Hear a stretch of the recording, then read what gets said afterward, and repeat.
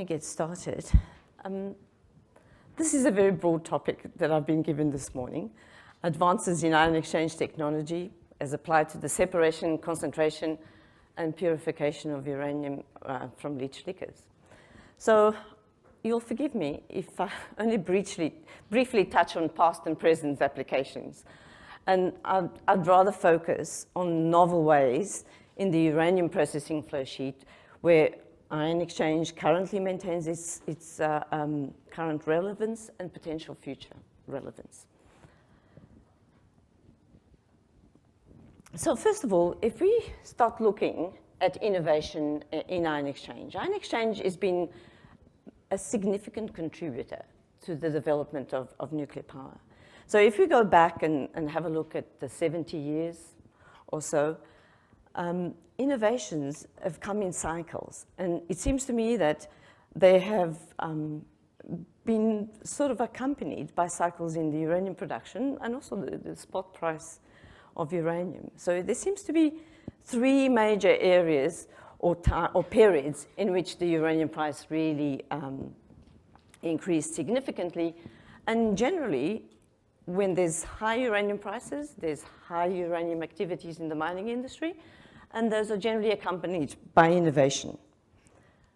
The one thing that I would note is that if we look at the periods at which the uranium spot price has been above $60 a pound, it is a little bit of a worry that the duration of such periods seems to be decreasing as the decades have rolled on. I don't know what that means for the future of uranium, but that's just an observation, and I certainly I hope that that is not an indication of what's to happen in future. But if we look at the innovation in ion exchange, a lot of the developments have occurred during the 60s and 70s, and I would note that some of the activity in the plants commissioned in this time, you really look back to the 70s and 80s for the developments in terms of the technology and innovation. And certainly there have been developments in improvements in technology, but in terms of the fundamental ideas, a lot of those are going back a fair way. So let's, for example, look at resin chemistry. Now, most of the ion exchange processes are based on, for uranium extraction that is, are based on strong base anion exchanges. And this applies equally to leach liquors that are acidic and leach liquors that are alkaline. Now, there have been many innovations in terms of improved resin performance, but a lot of those innovations have really dealt with the physical attributes of the resin. In other words, the size of the particles, the uniformity of the particles, the durability of the resin particles, and how they perform in terms of abrasive liquors and slurries. But when we actually look at the functional group and the resin chemistry, it really still is based on a quaternary amine functional group, and that hasn't changed for quite a while. And so these resins behave by a mechanism which is an anion exchange mechanism. So in acidic solutions, they extract a uranyl sulfate. In alkaline solutions, they extract a uranyl carbonate. And then, because this is an ion exchange mechanism, when you want to desorb the uranium from the resin, you simply increase the concentration of a competing anion, and that could be chloride, could be bisulfate, it could be nitrate, it could be bicarbonate. And so the industry has adapted and used very many permutations of these types of ions. So what are the early uranium processes for uranium recovery or ion exchange processes? What did they look like? Well, there were fixed bed ion exchange processes, very simple, consisting of 3 columns, lead, lag, and dilute. They're very, very popular and very widespread. I was actually surprised to learn when I was digging up some information from past uranium processes that there were about 50 operating mines in the 4 countries, US, Canada, South Africa, and Australia, by the end of the 1950s. 50 different mines using this process, this fixed bed ion exchange process. Now, I guess the reason why it was so popular is it is because it is simple and effective. Now, most at that time, they're using mainly nitrate elution. And why nitrate? Because some of this data from the late 50s again shows that nitrate is a very effective eluent, much more effective than chloride or sulfuric acid. Of course, there's drawbacks, and some of those drawbacks include that it's very difficult with two columns to both maximize the loading and minimize the barons. You can't do both at the same time, so you have to choose. And of course, they required clarified liquors. But this simple fixed bed ion exchange process is still very much used today. It's still very relevant, and I'll just give you an example of the Beverly uranium mine in South Australia, which uses an in-situ leaching for uranium recovery, an acid process. It's got a fixed bed ion exchange process. They use sodium chloride as the eluent, and they've used a split dilution mechanism to increase the concentration of uranium that actually feeds their recovery process. I will just draw your attention to the fact that such a simple process is very effective in concentrating the PLS, the uranium in the PLS, which was around 200 ppm, to 10 grams a liter before it actually reaches the product recovery stage. So simple process, but effective. Past innovations that are still relevant today, and like I said, I'm cherry picking, so forgive me for leaving a whole swathe of things out.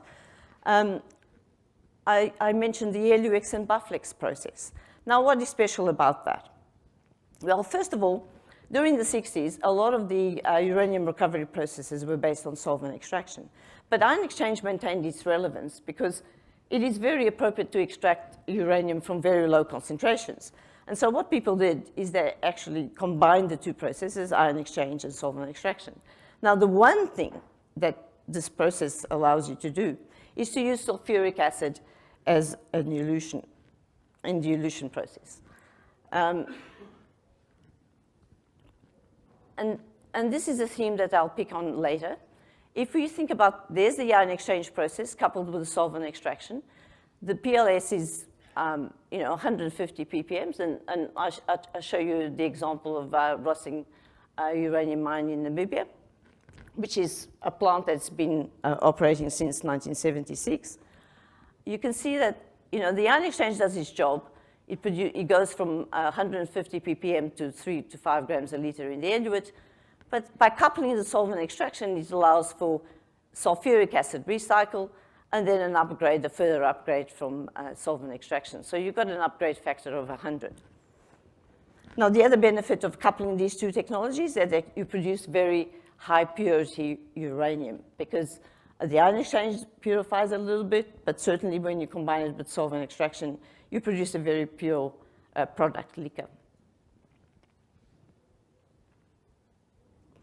Now, I'll briefly mention the technology that's used very widely in Kazakhstan. Continuous ion exchange, yes, which is an improvement in terms of equipment design and recovery. But I'll just mention a particular feature of that process is that they achieve about 300 times concentration upgrade. So we're looking here that they produce very, very high concentrations of uranium in their product stream. And so how do they do that? The first thing to note is they are actually using nitrate. So as I mentioned earlier, nitrate is a very effective eluent, so you already have an advantage.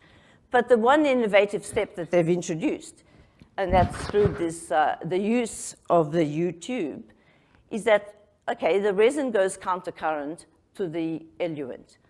But when it gets to the product recovery, some of that product goes back and reloads the resin, and reloads the resin in such an extent that you achieve very high loadings that is not possible if you just contact the resin with a PLS. And so this is the same as what we use in solvent extraction. It's scrubbing, or what we call crowding. In other words, you produce a very pure liquor, and you also get very high concentrations of uranium in the resin. And so that's a very innovative technique that we haven't quite widely adopted in other circuits. Future trends and innovations, which is the part that I prefer. So I've talked about past innovations to do with equipment design, improvements in the fact that, ion exchange is a very versatile technology. You can use it in clarified leakers, you can use it in slurries, you can use it as RIP. There's been improvements in the resins, in the physical properties, and there's been the coupling of ion exchange and solvent extraction. But what are the trends that, in my view, will become important in the future, and we already currently see? And to me, it seems that when we look at adapting and looking for decrease in operating costs, which are really important if we look at the environment in which these uranium mines have to function and survive, I think we need to take the best of all of the different technologies. And we can sometimes achieve that by coupling technologies and finding some synergistic improvements. So ion exchange can be used to facilitate reagent recycle. I'll be talking a little bit about that. By coupling it with other technologies, be it nanofiltration, IX coupled with IX, or even coupling IX with solvent extraction in novel ways. The other thing that I think is going to become more important in the future is that we will be looking for different resin chemistries. And with different resin chemistries come improved or different elution methods, because we can't rely necessarily on the elution methods that we've used so far. Could I have a bit of water, please? Thank you.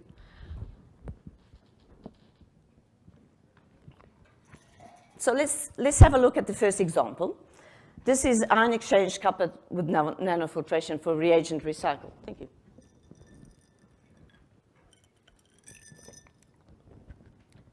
Now, what we intend here, nanofiltration is a very versatile technology in that the very big benefit of it is that you don't have to add reagents in order to achieve an objective. So if you want to recycle, for instance, the product leaker, which contains the uranium and the sulfuric acid, you put it through a nanofiltration filter, and because it actually differentiates based on size and charge, you can actually recover the acid and recover your product leaker without any additional reagent addition. Now, this has already been tested and implemented commercially by Paladin. And I'll give you two examples that they've mentioned and published before. Sulfuric acid recycle, which they've used in the Kalikere plant in Malawi.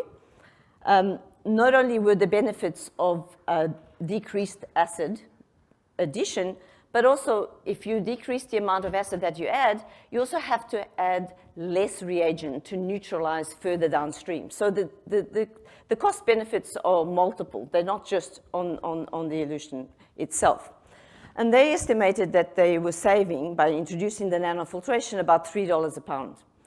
They also applied this particular concept to an alkaline flow sheet where they were recycling the bicarbonate. And in this case, they achieved a whopping savings of $6 a pound, which is quite considerable when we consider that the spot price is 20. Now, there's no reason why nanofiltration can't be applied to different solutions. So in this case, Paladin applied it to sulfuric acid, they applied it to bicarbonate. But it certainly can be applied to sodium chloride elution as well. And so this has actually been tested by Vimy in their Malgarok project. In their particular circuit, they had an acid leach, they had resin in pulp, they had elution with sodium chloride, nanofiltration, and uranium precipitation. And if I just look at the concentrations, just following the uranium here, so you've got 25 grams per liter loaded on the resin. When you elute, you actually get only 2 to 2.5 grams per liter of uranium, which is not very, very high concentration to go into precipitation circuit. But by the time it comes out of nanofiltration, there's been a 10-fold increase. So that's very effective. Now, they basically reported 99% uranium recovery. So in other words, the uranium goes once through.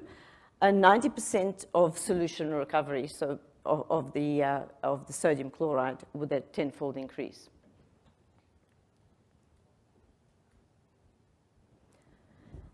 Now, ion exchange can also be coupled with solvent extraction, like I mentioned before, but in this example, it's not the ELLUEX or Bufflex process. It's actually turned on its head. Instead of having ion exchange first to increase the concentration of the uranium, you have solvent extraction first, followed by ion exchange. This is a process that ACAPE has proposed for the lethal carnate project in Botswana. And in this case, solvent extraction was used to extract uranium. And why did they use or choose the solvent extraction step? Because they were dealing with very high concentrations of acid.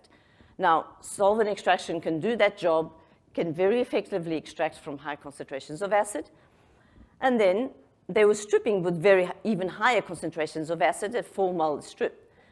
So then you'll end up with a product liquor if you only use solvent extraction that is very high concentrations of acid. And of course, if you need to neutralize all of that, it'll be expensive. So they coupled that with an ion exchange process to essentially the job of the ion exchange in this case was not so much to concentrate, but to actually just recycle the reagent. So ion exchange with a chelating resin to facilitate acid recycle was the job of this particular ion exchange. Why did they use a chelating resin? Well, simply because the strong base can't function in this kind of environment. So this is a little bit of a twist and is a change in this novel way of actually using these two technologies.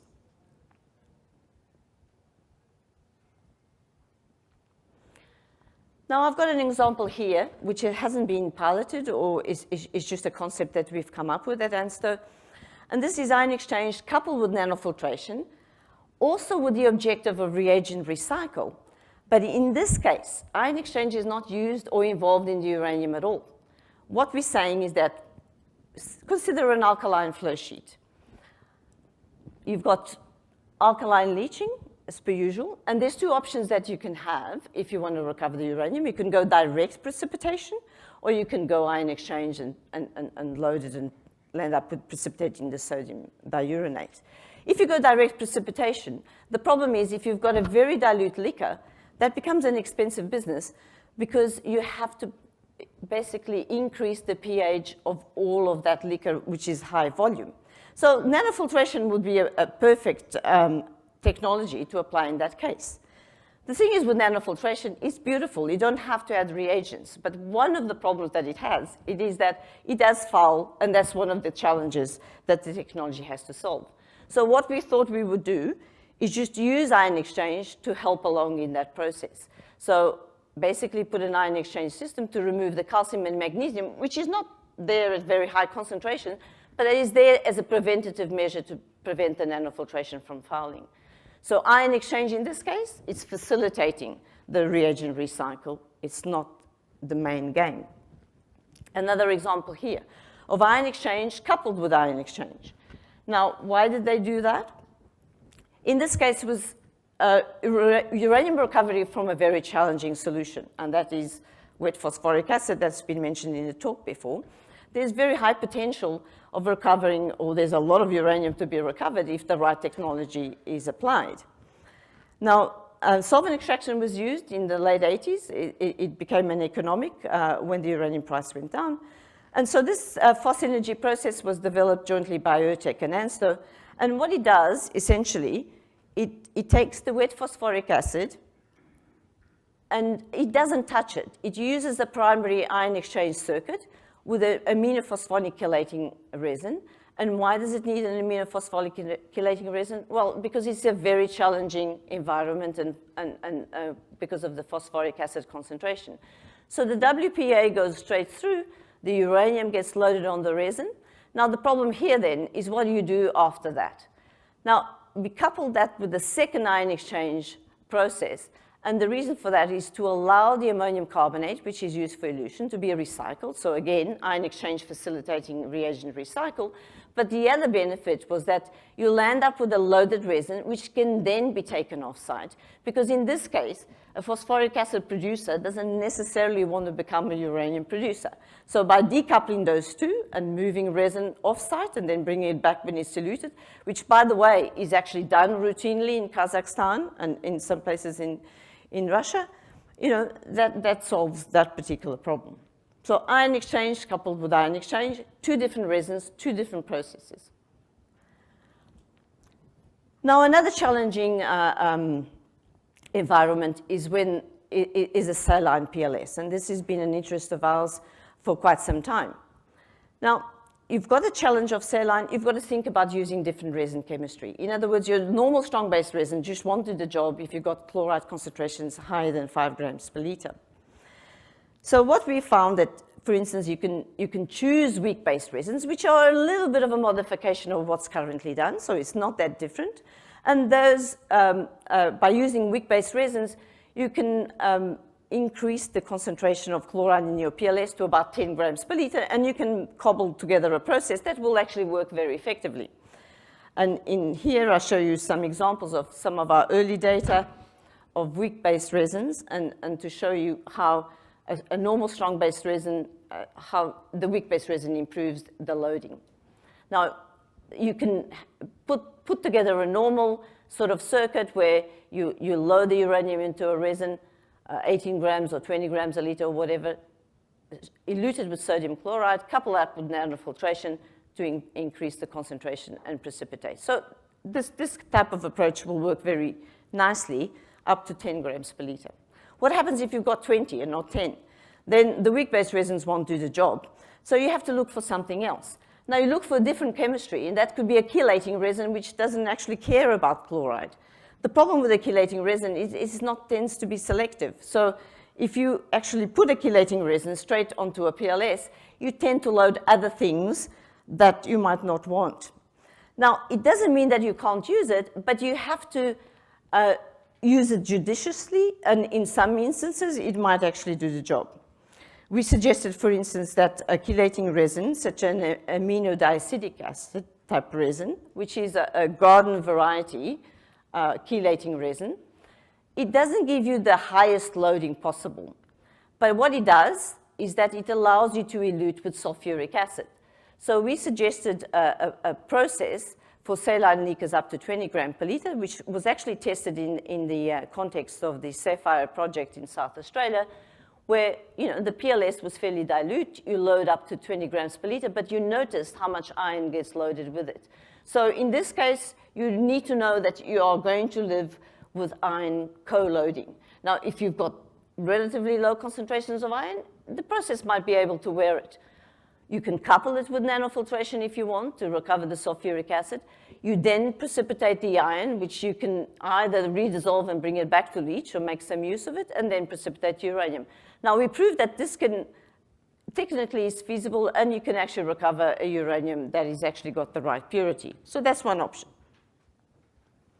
However, it's not the best option, because whenever you are loading something which co-loads an impurity, it means it costs you. It costs you to load, it costs you to elute, it costs you to precipitate and then redissolve. So eventually you are going to pay. So, if you actually want to improve the operating costs, the best thing is not to load it in the first place.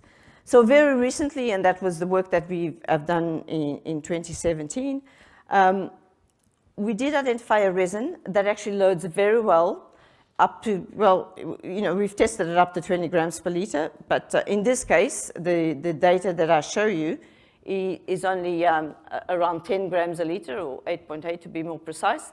Now you can see where the weak-based resin performs. It doesn't perform badly. I mean, you can still get 20 grams per liter at 100 ppm, which is not bad, but this resin, is much improved performance. Now, what kind of resin is it? It is still a strong-base resin, but it is a complex strong-base resin. In other words, there have been some changes in the functional group, and you need to understand how this resin functions and what makes it tick. Now, we tested this process in the field. The client actually did some field leach trials, which were coupled with ion exchange at Honeymoon in South Australia. So there was our pilot. And the PLS tenor was very, very low, only 50 milligrams per liter. Resin loading, 28 grams per liter. We produced a sodium chloride eluate, 2.4 grams per liter, not very high, but you certainly can recover uranium from it. So in this particular process, as it is, 50 times upgrade factor, so not bad. Now, very high loadings, rejects ferrite, elution becomes more difficult. So even though this, again, this liquor can be coupled with nanofiltration, just as the previous examples, that's certainly a possibility. We carried on thinking and saying, well, you know, we really would like to increase the concentration of uranium in that eluate. Because if we think about the operating costs of an ion exchange process, most of the operating costs come from elution, and the elution as it is integrated with product recovery. So there are various options that you have to minimize that cost, and we've alluded to some of these in the previous examples. Like you can have eluent recycle, in other words, like they do at Beverly, to increase the concentration of uranium in the eluate. You can try and maximize uranium loading, of course, on the resin, which is what everybody does. In terms of, they tends to be restricted by the concentration of uranium in your PLS. You can try and maximize the concentration of uranium in your eluate, but you know, sometimes that's constrained by the choice of eluent that you make. I mean, nitrate is not always palatable because you load nitrate, when you elute, you load nitrate, and that's always runs the danger of actually landing up in your absorption circuit. Chloride is the same, and so sulfate tends to be a good option. But, so there's pros and cons to all of these approaches. So the idea here that we had is to actually improve the elution scheme. In other words, not just work with the elution schemes that you currently have, which are based either in sulfate, nitrate, bicarbonate, or mixtures thereof. So what we looked at, we studied the way that this resin functions and found a way of actually eluting the resin in a very significant way so that we can actually increase the eluate concentration in order to avoid the nanofiltration step. So it's still an option, but you can then have two options to consider. And how did we do that?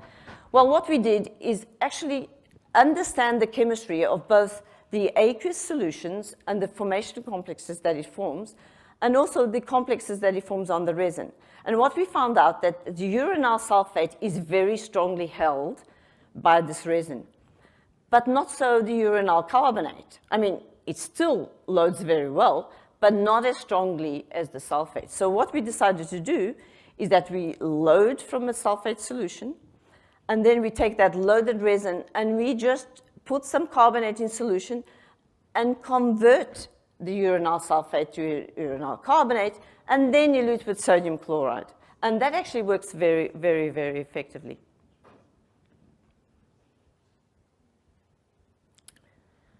So to conclude, I think ion technology is still very relevant to the modern hydrometallurgical flow sheet. It is used widely in many different applications and guises, but in terms of future applications, I think we need to start thinking about coupling ion exchange with different technologies, be it nano, be it solvent extraction or other things, and address the particular challenges.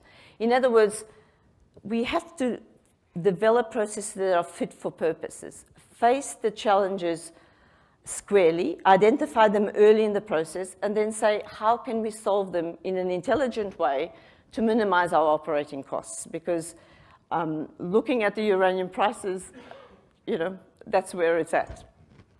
So thank you very much for your attention.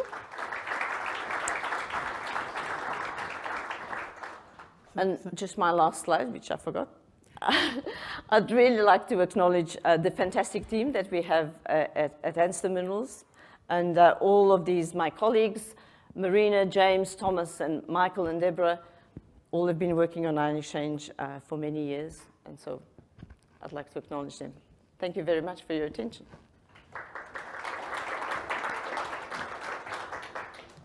Thank you, Karin, for a very interesting paper on the integration of ion exchange, solvent extraction in F, and expanding our minds and thoughts on that process, on those processes. Are there any questions that you have for Karin? If there are, do you mind coming to the mic and addressing yourself?